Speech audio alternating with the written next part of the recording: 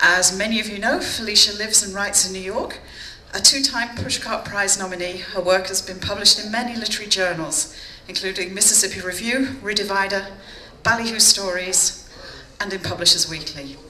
She is the founder of the literary journal Small Spiral Notebook and is also the co-founder of the non-fiction reading series at KGB Bar. All this, and she finds time to write a book as well. The Sky Isn't Visible from Here tells of her life growing up in Brooklyn. Without further ado, please join me in welcoming Felicia Sullivan.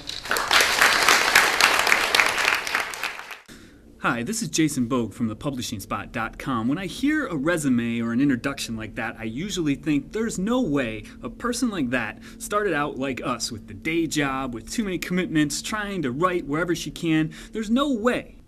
That's why I cut this web video about Felicia Sullivan and her new memoir. You can hear her read and then find out how she got from having a day job, having everything, the problems, the struggles we have, to making her new memoir happen. 7 feet high, the walnut cabinet displayed swarthy-faced tribal masks with fat lips and dour expressions, crimson and seafoam beads, a multitude of silver crucifixes, packets of powders and seeds, wax altar candles in red, yellow, and white, and a large portrait of a brown-faced Christ.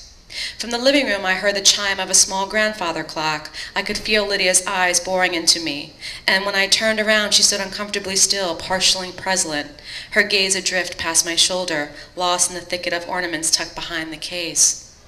"For the god Aloron," she said wistfully. "Beautiful, see?"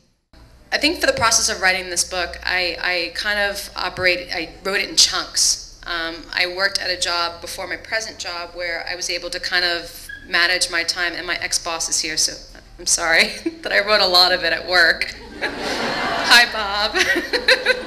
But I was really good at my job. I got like promoted and everything. So I wrote a lot of it at work. And I wrote in big bursts, but I'm very much a revision writer, so the hardest part wasn't getting the first draft together. The hardest part was working with my very, very talented editor in making the book what it is right now. And so that included lots of revisions on weekends, evenings, nights, wherever I can kind of fit that into my work life.